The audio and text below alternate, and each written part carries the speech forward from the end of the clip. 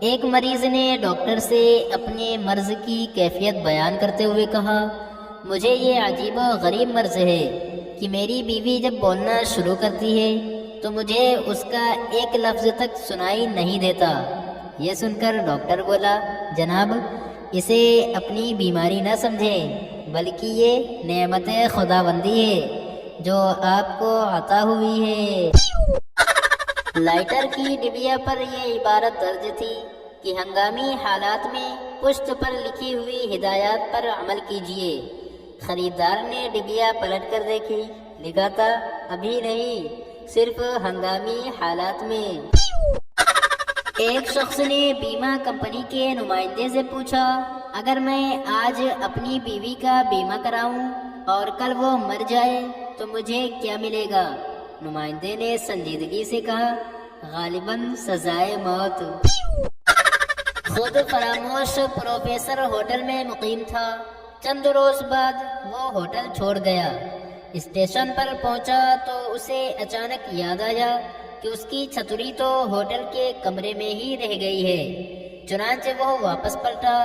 اس وقت تک ہوٹل کا کمرہ دوسرے مسافر کو دیا جا چکا تھا۔ پروفیسر نے دروازہ کھولا تو اس کے کانوں میں کسی کی محبت بھری آواز آئی کہ تم کس کی زندگی ہو کیتھرین؟ جواب میں ایک نسوانی آواز نے کہا، میں تمہاری ہوں۔ سوال کیا گیا، یہ پیارے پیارے ہاتھ کس کے لیے ہیں؟ جواب ملا، تمہارے ہی تو ہیں۔ پوچھا گیا، اور یہ سڈول باہیں؟ جواب آیا، تمہاری ہیں۔ پوچھا گیا، اور یہ نشیلی آنکھیں؟ نسوانی آواز نے جواب دیا، تمہاری ہیں، تمہاری ہیں۔ اور یہ ستواں ناک، اور یہ ہونٹوں کی پنکھڑیاں، اور یہ؟ پروفیسر نے بات کاٹ کر کہا، یاد رکھنا، جب تم کونے میں رکھی ہوئی چھتری تک پہنچو تو وہ صرف اور صرف میری ہے۔ ایک شخص نے نئے چپراسی سے دریافت کیا، کیا صاحب اندر موجود ہیں؟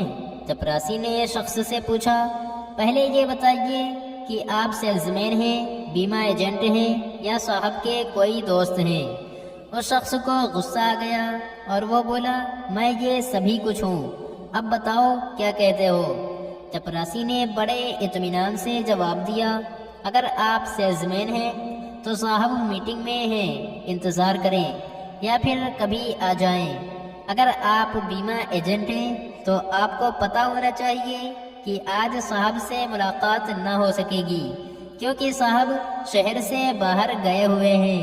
اور ہاں، اگر آپ صاحب کے دوست ہیں تو میں آپ کو خوش آمدید کہتا ہوں، اندر تشریف لے جائیں، صاحب تشریف فرما ہے۔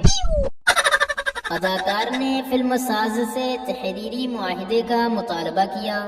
فلم ساز نے کہا، اس کی ضرورت نہیں، زبانی معاہدہ کافی ہوتا ہے۔ میں نے گزشتہ فلم میں زبانی معاہدے پر کام کیا تھا۔ اداکار نے کہا، پتہ ہے، اس کا نتیجہ کیا نکلا؟ کیا؟ مجھے زبانی معاوضہ ملا۔ ایک فلمی اداکارہ پاسپورٹ کے لیے درخواست دے رہی تھی۔ انسپکٹر نے پوچھا، غیر شادی شدہ ہو؟ اداکارہ نے سوچ کر جواب دیا، ہاں، کبھی کبھی۔ فراق گورکھپوری آگرہ یونیورسٹی میں انٹر سائنس کے طالب علم تھے۔ تمام مضامین میں وہ اچھے نمبروں سے پاس ہو جایا کرتے تھے، لیکن فزکس کے مضمون میں اکثر فیل ہو جایا کرتے تھے۔